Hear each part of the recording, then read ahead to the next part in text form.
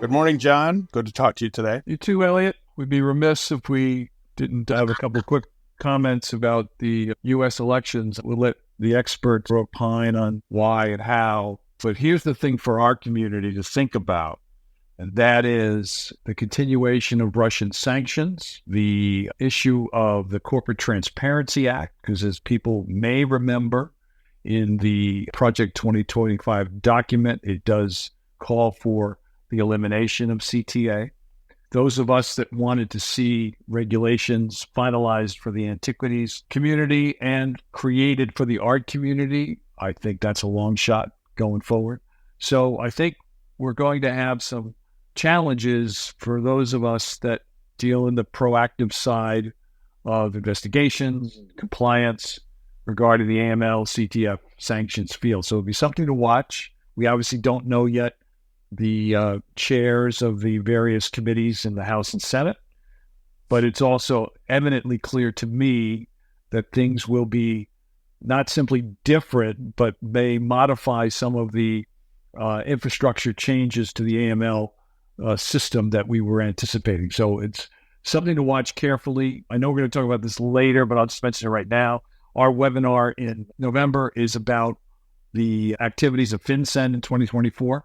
We obviously are still on track to have that webinar, but we'll watch carefully in the next couple of weeks if there's any early indication that there'll be changes. But I think the sanctions space is an area to watch because all of us in the AML community have to be responsible for sanctions reporting, sanctions evasion, licensing, and those sorts of things. So I thought it was important to mention all that. And again, I'll just leave to other, quote, so-called experts to describe what actually happened this week in the U.S.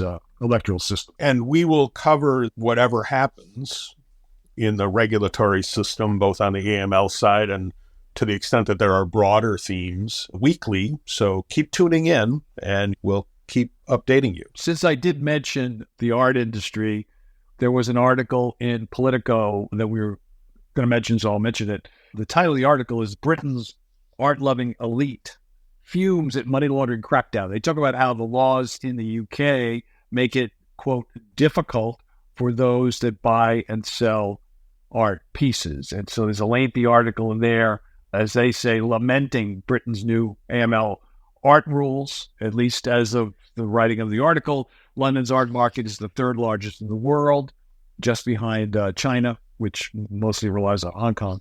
But they believe, quote, experts believe that the laundering regulations now will impact that. So an interesting article suggesting that, actually stating, not just suggesting, that the art world should not have any obligations to know the source of funds for the purchasing of art and the movement of art and that sort of thing. So I thought that was an interesting article. Again, it was in Politico, and so I wanted to highlight that. And then just quickly related to that, related more so to importing and exporting, the FBI announced that a New Jersey resident has pled guilty to helping Russia's defense sector evade U.S. export controls. And so that was a conspiracy to commit bank fraud and defraud the U.S. for this person's role in what they're calling transnational procurement and money laundering network that sought to acquire sensitive dual-use electronics for Russian military and intelligence services. So let me comment on that one. That was related to violations of the Export Control Reform Act. And you and I have been talking more over the last number of months about not just the sanctions side, but the export control side and the importance of paying attention to both of those. Going back to the art conversation in the UK, the requirements on art dealers and other sellers is to obtain proof and verification of identity and source of funds of the people who buy art, and it applies to anybody who's selling art priced at more than £10,000. So there's a lot of art out there for that price and higher. That's a big market, and we've certainly talked in the past about the use of art to hide or move illicit funds. The other thing that's happening in the UK, they're having a transparency moment. The Companies House, which is the agency through which in the UK you create companies, is tightening its rules on the identity of corporate directors. People who want to start them use registered corporate services companies to do that work. We have corporate service companies in the U.S. too, but those agencies are now going to be required to do background checks, retain records of identity verification documents of corporate directors, which have not been as actively enforced, and now they are going to be. So the whole shell company, who's really the beneficial owner, that whole challenge that we face globally, the UK is taking on pretty square. Yeah, interesting infrastructure there. Going back to a couple of things regarding sanctions evasion and violation of export control rules, a couple of other stories I wanted to mention. One is a Virginia company has senior executives were charged with exporting U.S. technology to Russia. Interesting to see how this happens going forward. But a freight consolidation company in Virginia, two of their top executives were charged with illegally exporting U.S. technology worth millions of dollars to Russia. This was done in the Eastern District of Virginia, and these were conspiracy charges in violation of the Export Control Reform Act. So the two individuals are named there. And then related to that was a separate one that we didn't mention, Elliot, in our pre-call. The Atlantic Council, and this was covered in Illicit Edge, the daily newsletter that we've referenced before. The Atlantic Council said, this is the headline, to counter the access of evasion, their terms, the U.S. must tackle third country procurement networks. And so what the Atlantic Council, this is their geoeconomic center.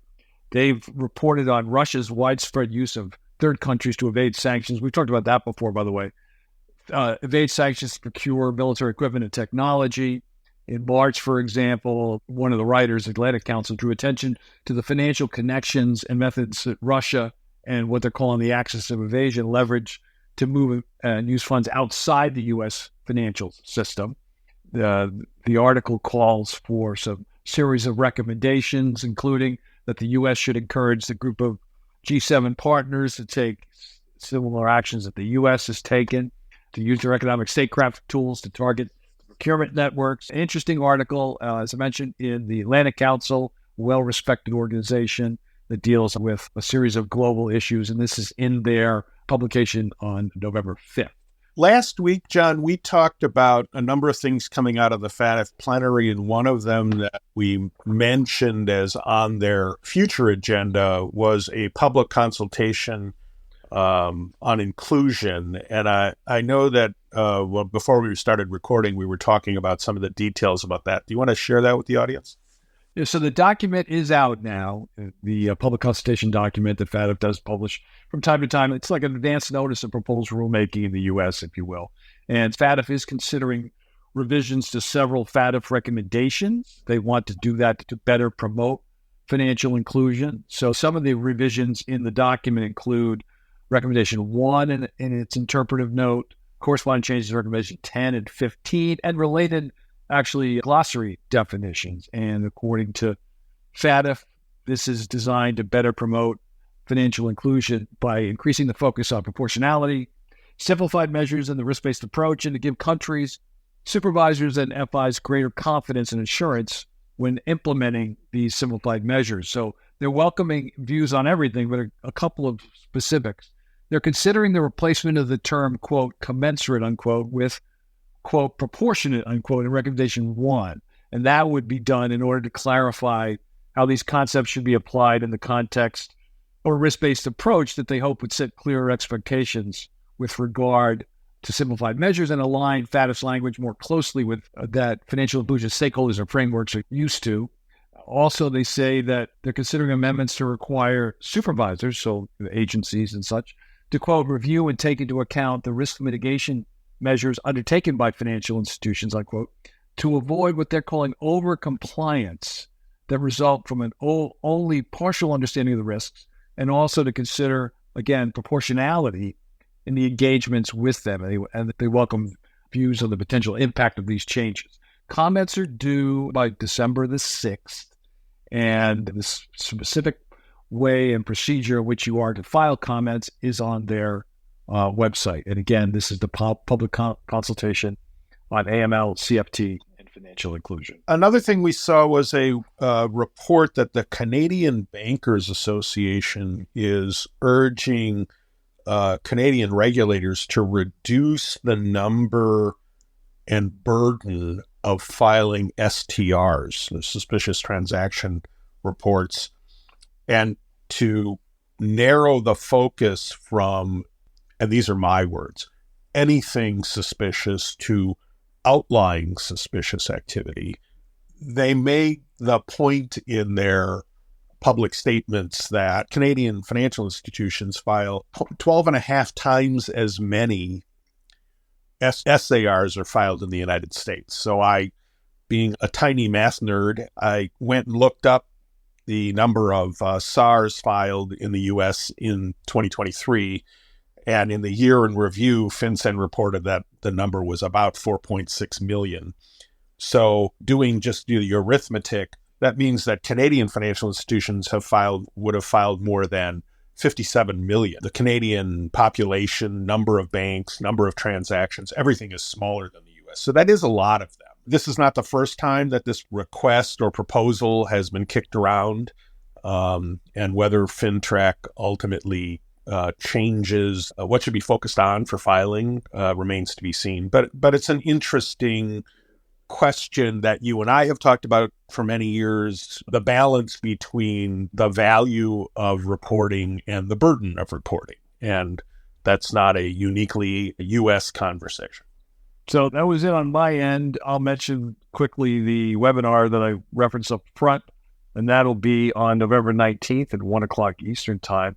This is what has FinCEN done in 2024. So it is a review of the activities, and if anything changes between now and then, as I mentioned, we will cover that situation as well. Obviously, there's been guidance, there's been regulations, there's been communication. So we'll cover all of that with a really stellar panel. It includes Rick Small, Dan Stepato, and Megan Hodge, and I will be the host of that program. So that's coming up. You can register for that on our website. John, try to have a good week. I'm going to see you in person next week. We're both going to be in Cleveland, so we'll be in the same room when we record, which we aren't usually, and try to have a good week. It won't be a good week, but we will muscle our way through and keep our heads up. And just remember, there's, in the U.S., every 2 years, there's additional opportunities for change. So we'll see what happens. Bye-bye, John. Yeah.